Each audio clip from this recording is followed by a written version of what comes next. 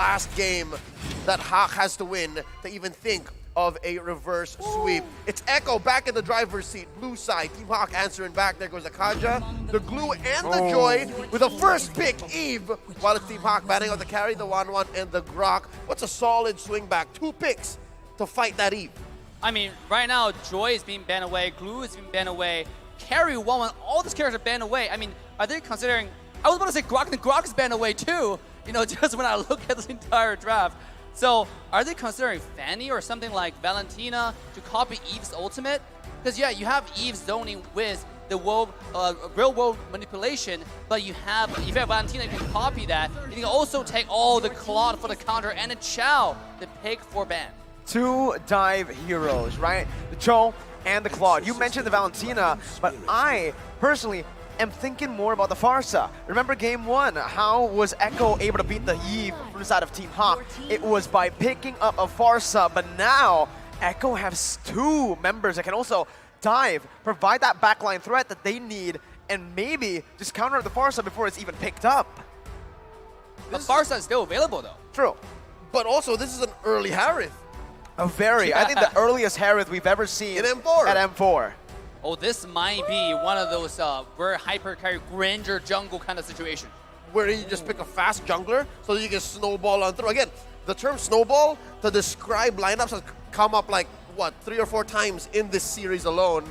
So it's clear that these teams are very much momentum based. Yep. And then we'll see how they capitalize on that. One more pick for Team Hawk before we go into the banning phase. Yeah, because Team Hack's signature playstyle is the dive, and it pick a lot of dive characters. Here we go, the Valentina. They can copy Jungho, can copy Eve all, right? A lot of different situations that you can go with here. It's really, really good pick. Now, why I talk about a Granger? Because, I mean, you think about picking Harris. Harris is also a flex, right? You can go to the side lane, and sometimes might go to the jungle. We haven't seen much of it. Most of it in the scrims, we've seen Harris go to the side lane and giving a lot of farm, a lot of lane pressure, so the jungle Granger can actually thrive. Yeah, I mean, we've seen this before, right? I believe Falcon was the one who actually used the Harith and the Granger combination, but that time it was actually the Lunox and the Granger. Yep. Lunox in the gold lane. With this combination, yes, there's a lot of lane prio just based on how fast you clear the waves. Mid lane by the Eve and the gold lane on the Harith.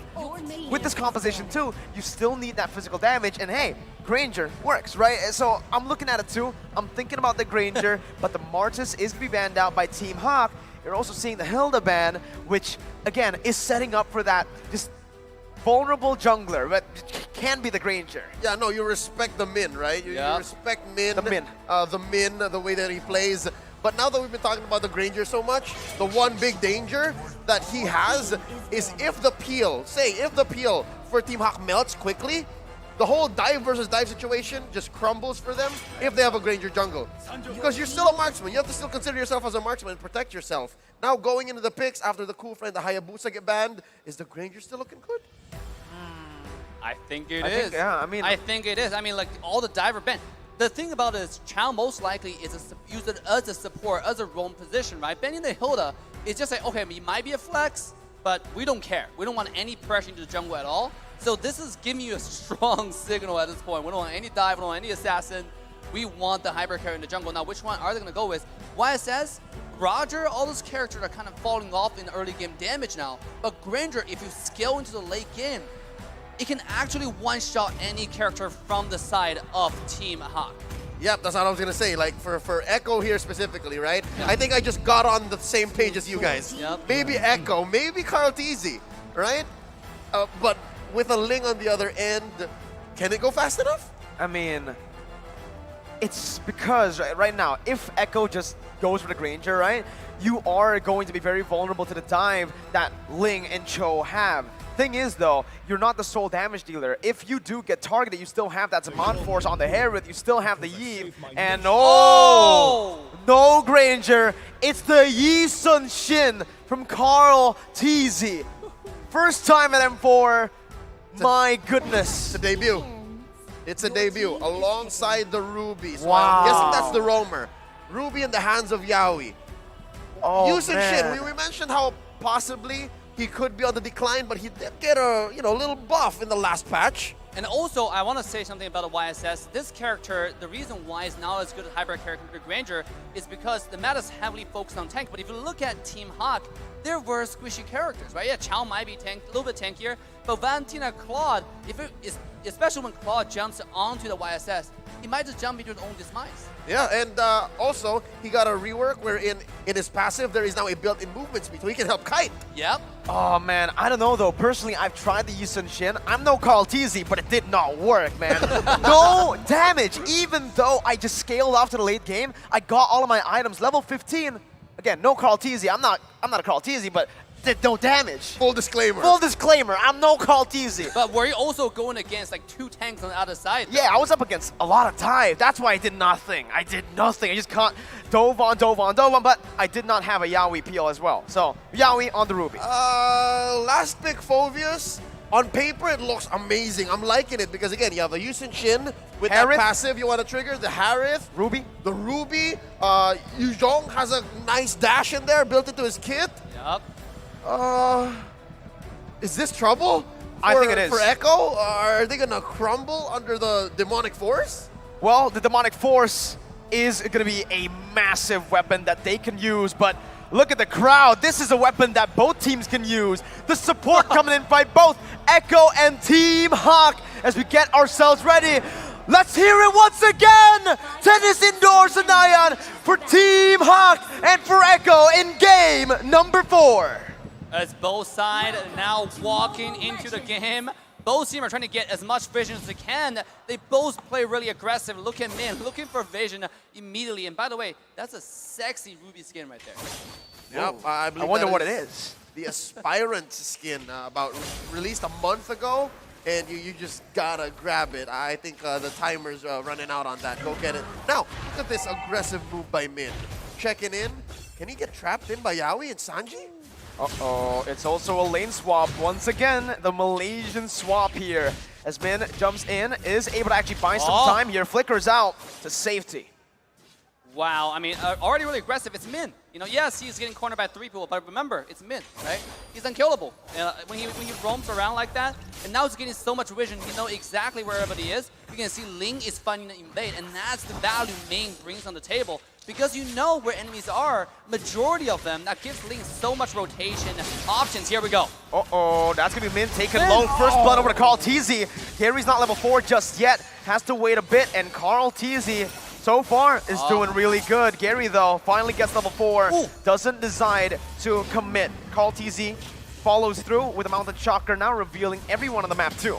Impressive target acquisition by Carl TZ here. M2 Grand Finals MVP. You saw how he knew that the orange wouldn't reset, and then he just picked off Min and then moved on. Wow. Yeah, very accurate. Now 15 seconds before the turtle. Min is level 3. We have about 3 level 3s right here, actually, from the side of Hack. And you have more, I think, the same thing, about 3 level 3s from the side of Echo. It's a completely even game so far. Now, with the late game scaling, likewise, this is looking good, actually, to the favor of Echo. It's just, again, right? Team Hawk were trying their best to invade the enemy team, but it actually just gives Echo a bit of an edge, because now Carl TZ, he got a first blood. Sanford as well on that winning lane, able to get to the turtle side first. The mid control is fully controlled by Echo. And this is where you start to question, is this Yusun Shin going to actually snowball? Is this going to change the landscape of our metagame? But again, it's been, what, 2 minutes and a half? 2 minutes and a half, we can't say exactly that Yusun Shin is the new hotness again. Not yet. Some people like the meta, somebody don't, but to me, the meta is just versatile, right? I agree. Is it going to change? We don't know, because everything is possible. Like, you can have hyper carry jungle, or you can go to the goal lane. Here we go on the top side, though, Sanford. Lola going to be able to bring him back now. The Demonic Force is ready, and that's going to be the knockout by the Tempest of Blades. Good kill over to Gary. Lola just funnels it back onto Gary for more damage so that he can actually dive in towards the Yusun Shin later. And just as Min has done throughout all games in this series, he's doing so much. He's moving around. You never really know where that show is. And I think that's what makes these 2-man engages from Team Hawk so scary, because you're never sure if the Cho is around. You're never sure if Min is around. And look at that. Quickly making work. They converted from that 1 kill on Sanford into a turret. 3 minutes in, by the way. That's an early tower. And again, a lot of people don't see this, but I'll give a lot of credit to Min for giving the vision so Ling can roam freely to find the kill on the top side and then move that to a tier 1 tower 3 minutes in. That is absolutely insane because even though the gold looks very similar, there's not too much gold differences right now, but open up the map will open up the snowball. And that's the word, that's the focus of this series. Yep, about 20 seconds away from the second turtle. Might be more room for Team Hawk to do it because again, they did pop that left part of the map for them, the top lane tier 1. Bottom lane though, what's Benny Cutie to do against Panda, given that they have gone back to their natural lane? Yeah, now look, the second turtle. YSS already moving the turtle to the blue side. Here we go.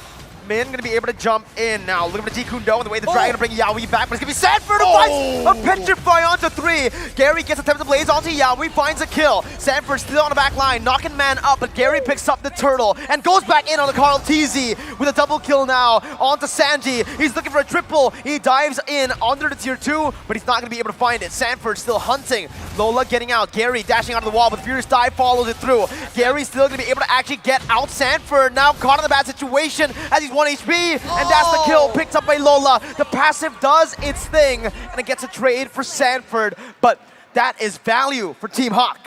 Oh my god, what a team fight there. You can see the value from the Demonic Force in that team fight in full display. We talk about what to do about this ultimate. You don't really have much choices right now at this point. You just have to wait for Lola to wait out the ult, you bait it, you dash, you commit a team fight, do the poker face that Echo like to do, right? Go bait out a skill and then just wait. I think that's probably the only option you have. So far, Team Hawk has grown into this series. They are ahead about 2K. Min admitting to the fact that ever since Team Hawk was formed under MPLMY, they were gunning for M4. Imagine that, being a qualifier squad, going straight to becoming champions, competing at the world stage. They catch Yaoi. Yaoi also getting brought back by the I'm Offended, terrified down. Min still looking for one more knock-up. Yaoi not able to connect his own I'm Offended. But in the enemy jungle, Carl TZ is gonna fall, and this was exactly why we thought it's not gonna work. Gary! Super fast hands as he just styles out of there.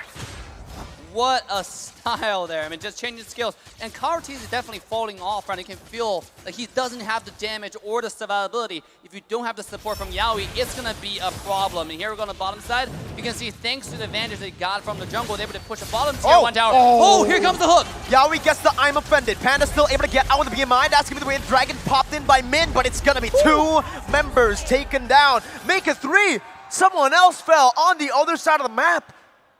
Wow, what a fight that was forced in by Echo in the gold lane.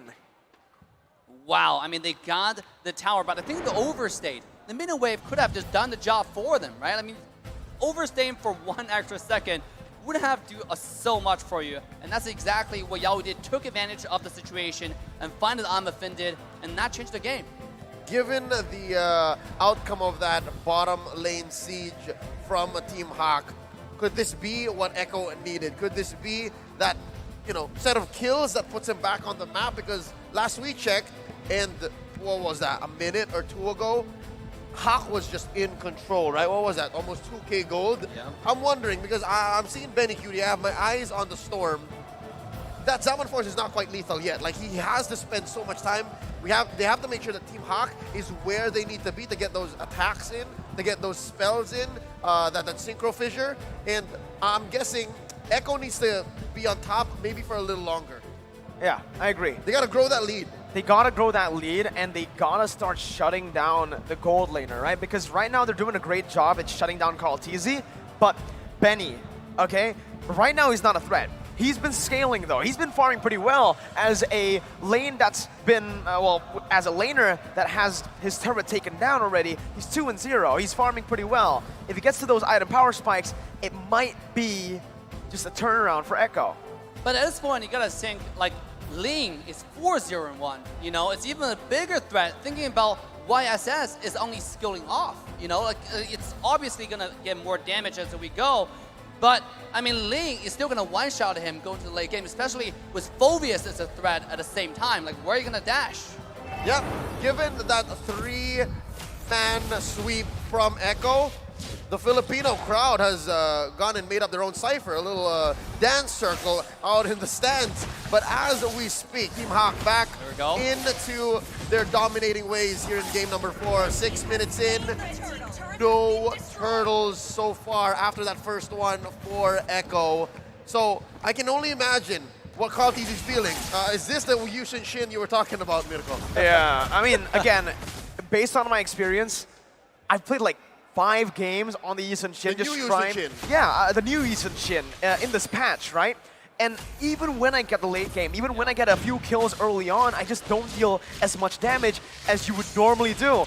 And now with just Panda also scaling up, I feel like Carl TZ might be losing to every single damage-dealing member from Team Hawk later on, even in the late stage when he has full items. Yeah, not only do you lose on damage, you also have to consider all the squad controls going to be diving you. And speaking of dive, bottom lane, Gary is definitely playing the carry role at this point. I mean, just finding push after push, and now Monitor Shocker, it's just way too much. And the siege as well, you can see. Every tower. Yep, THQ still in control, now 3K ahead, almost 8 minutes in. Let's check out the items, exactly what is Benny Cutie building up towards. Because, again, this is the one point I think that Echo is ahead on, right? That gold lane matchup. 5,700 gold compared to the Claude, which is still standing at 5,500. Honestly, looking at it right now. Look at the Ling though. Yeah, the Ling. 3.5K ahead. 3.5K go ahead. And look at the itemization, right? He went for the Berserker's Fury into the Windtalker, and now, if he gets that Endless Battle, man, Echo's gonna have a hard time, even if they have Yaoi to peel. That's so much damage, and even true damage coming off the Endless Battle. Yeah, this is only gonna be scarier and scarier as Team Hack continue to extend a control in the game. 12 seconds before Lord. The thing about the Ruby pick is, Ruby's early game is really not that strong. They're not too much CCs, they're not too much damage, and you can't really check vision because not that tanky either. So you can see now Ruby, unless he lands that hook, he's not going to be a primary tank. If you match that with Cartesi, who's also squishy, speaking of squishy, here comes Team Hack. Uh-oh, that's going to be the Demonic Force on towards Sanford, who pops into Black Dragon form. Min, so trying to disrupt, that's the I'm Offended, only connecting onto Min right now as he's going to be melted down, but that's going to be Sanford picking up the kill onto Panda. Man, able to trade that back as Lola still caught in the midst. Demonic Force buying a little bit of time before he gets bursted down by Benny. Killing Spree popped in, that's a 2-for-1, but Team Hawk find Lord. Team Hawk won that trade. I believe it was worth it. A little too messy, but Echo are finding what they need to find on the map to eventually get back into this game, shrinking that huge gold lead. It's a astronomical lead that Team Hawk has, especially on the team members that matter. But so far, I just noticed now, man, almost 10 minutes in, Echo only pushed 1 turret. Yeah, again, it's all about map control, right? In the first 3 minutes, we saw not too much goal differences, but because the first tower got taken down, that quickly snowballed into bottom tier 1, the top tier 2. Now with Lore coming in, even though the Team Hack lost 2 people, Team Echo couldn't push a singular tower. Now the mid-tier one's gonna take it down because of all the aggression coming to the jungle. Oh, Carl TZ is gonna be assassinated there. Man, 1 HP, Sanji finds the damage, but Gary's gonna be able to actually get out. Lola now under the turret, jumps in with the Demonic Force, not able to find Yaoi, jumps in once again. Gary finds the kill, Panda jumps in with the flicker too, but it's not enough. Benny and Sanji get out. It is a tier 1 turret taken down by Team Hawk as Gary looks to try to look for the base turret now. Sanji coming in, that's the base turret passive, and Gary needs to back away. Tier 2 now in the mid lane, gonna be targeted down and sieged down by Team Hawk. That's a clean capitalization by Team Hawk of that small win. Again, 3 for 3 across the board. I'm feeling the problems with the Yushin Shin now. Again, you have the Yushin Shin, you have the Harith. They both need to hit their opponents for an extended period of time. Yeah. They're pure DPS, so the box that Sanji's setting up doesn't seem like it's enough. Yeah, and also they need to scale. But if you think about how much pressure Chao is giving on the map, it's not allowing them to scale, right? Ling is able to split push, find more tower, proc the high ground. The high ground tower is passive as well. I mean, this is too much pressure from all over the map from Team Hack, and it seems like the draft that Echo has is not paying them any dividends. I agree. I was one of the first downers towards the Yushin Shin, right? The damage, even towards the late game, based on my experience, isn't enough to really become that hyper carry. I was willing to give it the benefit of the doubt, given that it was a nice way to kind of, stop the whole Valentina situation. It's a DPS hero that, yes, it does provide vision, but it's not a game changer when it comes down to a team fight. But yeah, again, it might have been a concept that needed more time in the oven, might have needed more reps. But we'll see if there is a comeback, because it's not over quite yet. There's still inhibitors standing for Echo. Yeah, and here we go. Gary split pushing again. And he's not pushing that much. He's not completely shoving the wave. He gives the wave a gentle tap, and this allows the wave to accumulate. And then Ling, thanks to mobility, is able to roam to the Lord almost immediately. So now, again, Team Hack has control over the map going to the Lord fight. Again, it's that wave control from Team Hawk, right? They're able to actually slow push the waves, and they're going to be able to create so much pressure onto that XP lane where Echo is not really going to be able to respond to either play. There's always that split push threat with the Ling, and also that Lord take that's is constantly threatening Echo. And Echo, at this point, need to choose one, or maybe they need to just defend at this point. Even if they go for a 5v5, it's not a 50-50, it's more of a 70-30. As it stands. Yep. Most things that Team Hack have their eyes on come for free. That's what this 4K gold lead is giving them. And for Echo, as you mentioned, it's a hard decision. Like, I wouldn't even know where to begin. Dave. Uh-oh. I mean, I don't know what to begin, but here it comes. Yowie with I'm offended finding Gary and Min, but Gary's gonna be able to get out, but that's gonna be a lot of damage placed on the back line. Panda flickering out, man, gonna fall. But the demonic force now by Lola over towards Benny with one more coming down. It's a 1-for-0 for Echo. They bought a bit more time, but look again, Echo, they lost a lot of HP there. Now it's still, despite that pick, gonna be Team Hawk who has more pressure on the Lord, but Echo, they're using this man advantage really well, forcing it instantly.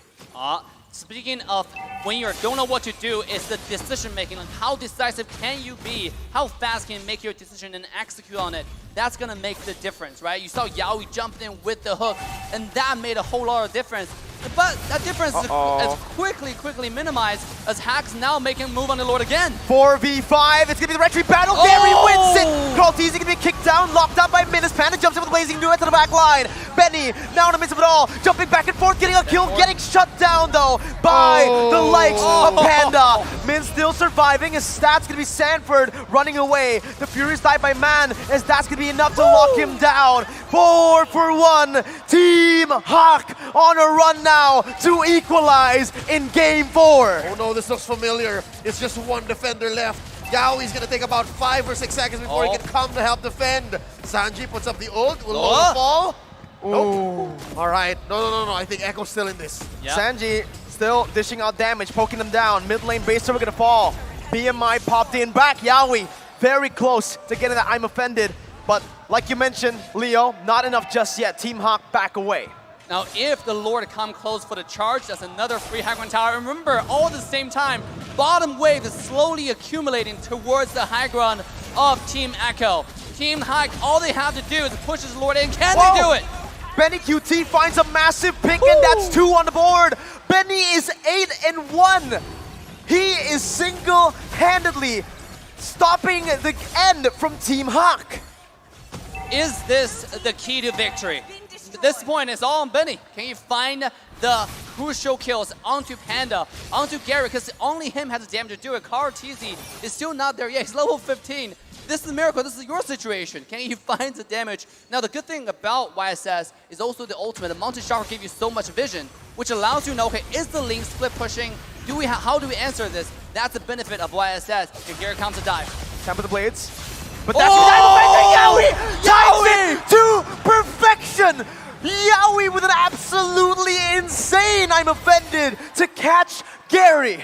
Ruby is one of the natural predators of most assassin junglers that have high mobility. And right here, we're seeing the rubber band effect. They're shrinking that gold lead. Now at 2K, they're going to make a play here in the jungle, trying to go for that main artery, that mid lane tier 1. So far, Echo not out of the woods just yet, but we're seeing signs of life. Yes, and also, Yowie has a flicker now. That's even a bigger threat. If Yowie before the flicker have to only play knowing where Ling is, knowing how your jungler play, but now he can actually engage like the Lord fight previously. Oh, that stopped the Here conceal. Min looking for an engage as Lola jumps in with Demonic Force. Min looking forward. Yawi doing the same thing as Dasby Sanford splitting them back. And Lola and Min, they're isolated from the team. This is it. Min losing the immortality, but it's going to be able to actually get away. That's a disengage coming in with Gary rotating again. Benny, 1v4 in the midst of it all. Still surviving and stopping Team Hawk's engage. The storm, the typhoon, the hurricane took on 5 members of Team Hawk. Enough time to buy for Echo to defend. And we are sitting at dead even. Now this is a deja vu because Team Hawk has a tendency to go a little bit of sloppy in the mid to late game, right? Sometimes we saw that being punished heavily in the previous games. And this is a series, this is the moment where they have to hold steady and go for the next objective. You saw Chow, right? You had Min and Lola jumped in by themselves, disconnected from the team. That's very uncharacteristic of Hack, who plays very, very disciplined most of the time in the entire series so far. Here we go. Yawi again finding Panda, but Panda's going to be able to actually dash out. Benny again, looking for the damage right now. The Blazing Duet will be popped. Gary to the back line as that's going to be the Demonic Force popped in as well. Yawi with no I'm offended cannot actually peel for his team. Lola, Demonic Force once again onto the back line, onto Kaltizi, but still going to be able to kite away. You can see the damage being placed on. Lola still surviving for a bit longer. Kaltizi finally finishes him off, but Sanford falls as well. Both of the XP laners have been taken down, but the real world relation comes down. Yawi missing with I'm offended. Team Hawk still trying to get an opening here around the Lord. Yawi gonna be taken low. Min on the flanks. Panda in the mid lane, looking for the base. Right now as Gary jumps in, helping the mid laner out. Kaltizi finishes Min off, using the mountain shotgun to buy some time on the mid lane. Will be pushed in. Team Hawk with 1 cannon minion. Kaltizi looking down. They're getting it. Gary and Panda will end the game to equalize against the tournament favorites. A taste of their own medicine. Echo loses game 4 at the brink of a reverse sweep via a backdoor split push play by Team Hawk.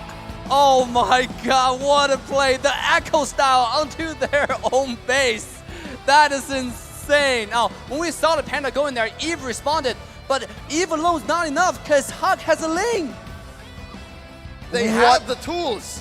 What a series, man. That's all I have to say. What a series. They had the tools, they had the setup, and again, Echo, at least at this point, they knew that it was possible, but they just could not respond fast enough. That's what the lead Team Hawk had this whole game bought for them. And then you see here how one half of the Twins, how Panda was just so relieved to have been able to pull that off. Oh, careful with the water. Oh. Man, oh man. Started off as a dominant run by Echo, 2-0. We all counted Hawk off, except the fans who were constantly cheering. 2-0 down, and now 2-2. They have equalized, and it's back to a best of 1. Hold a second. Now, in the beginning, we talked about this battle of support, right? Look at Main finding those vision, finding those controls. Game 5 is a battle of discipline. Are we going to go back to Echo's textbook style domination, or are they going to try something new? Are we going to continue with more different style of gameplay?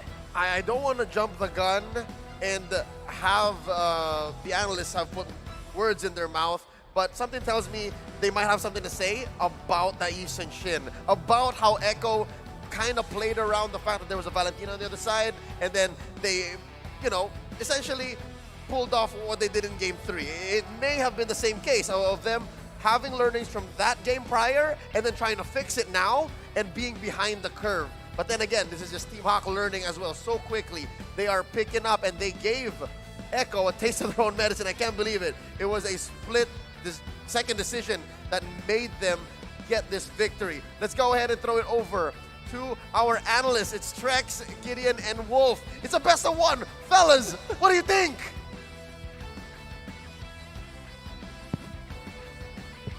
Ladies and gentlemen, we are back on the analysis desk, and Leo, I think we are very, very excited. I think the fans are also very, very excited. This is going to be our first Game 5 of the knockout stage. Definitely very hype about it. Gideon, you know, I brought you some tissues thinking you were going to need them, but I think we might be able to throw these to the crowd. keep that. Keep that to yourself, because for now, right now, the ultimate comeback is happening. And before this, Wolf wasn't stressing out. He's just relaxing on his analyst table. He's like, no, this is not, I'll be fine. But now he's sweating. Yeah, but I did kind of predict that this will go to a game number 5. Not because I want it to be a game number 5, but because of the fact that Yisenshin has not been proven to be a good pick. In many points in this game, we saw that it could be, like there's a potential, but ultimately the heroes that Team Hack were able to get were just too good against the Ling. As you saw, against the Yisenshin. There's the Ling, there's the Phobius. Had it been that Team Hack played this more cleanly, I would have said this would be a one-sided, but it is what it is. They still won the game. I mean, would we exactly say that it was the YSS, or would we just say that Team Hawk got the counters down, right? With the Phobius pick, with those things. I mean, can we completely count out that hero? Was it something wrong with the item build, or was it just Team Hack dominating in the draft? Well, I think a lot of this really boils down to looking back into history of what the meta used to be when Yisenshin was supposed to be dominant meta, and then Ling started to come on in, and then Phobius as well. A lot of these new heroes and people are trying to figure that out. At the very least, Team Hawk had a very good idea as to how to handle these high mobility, multiple dashing style types of heroes. Although I will say, Benny QT was giving off a phenomenal performance with his 10-1 and 2 overall KDA, absolutely crushing it. But as Wolf mentioned before, Yisenshin is not in the meta or highly prioritized for a reason. We actually had a preview of how hard it is for the Yisenshin to play this game, because during the first seconds of the game, we saw like the split screen when they were trying to go to take the purple buff. Yisenshin was slower compared to the Ling. And that's already bad news for the side of Echo, because now it allowed Team Hack to have a hero like Ling who is very greedy to get away with the early game. And you saw Gary actually played this well. He got away with the greed, and he was able to get a lot of farm, but at the same time, was able to utilize it against Echo. He was very aggressive, was splitting the map, he was making so many problems for Echo to deal with in the early to the late stages of the game. You know, for the first 2 games, we saw a whole lot of Echo pictures up there. Yeah. We saw those bars really creeping towards the side of Team Hack, but now Team Hack coming back. Not only that, I mean, we spent 2 games wondering about how Team Hack was going to pick up the pieces here. So now we get to talk about how is Echo going to pick up the pieces here. Can they take this series back? I think one thing that we have to mention and really observe is that the competition is getting harder and harder. You know, the skill gap is getting closer and closer. The teams are becoming more accustomed to each other's play style, and you're noticing that the composition is becoming more similar here. So that's why when I'm thinking about Team Hawk, I'm thinking about their MVP. Yeah.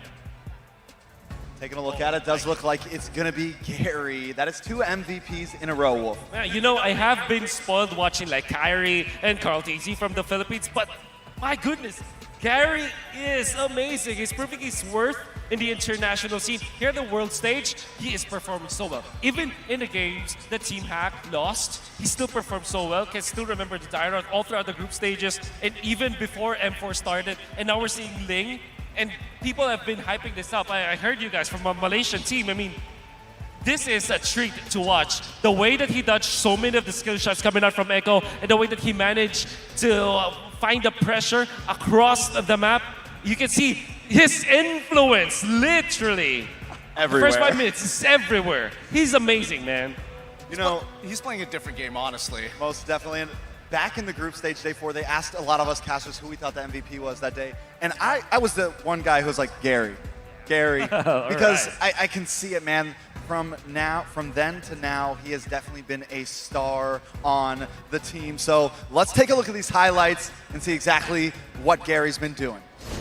Yeah, jumping straight into the highlights, the first thing that we have to mention are these fights around the purple buff specifically, because again, a lot of the contestants ended up on this side of the map, especially since the bottom side have been completely wiped off the jungle very efficiently because of the lane dominance provided by Gary in his own lane. But then we start to see the similarities between a lot of these team fights, like Sanford is trying to cut off the backline from the front.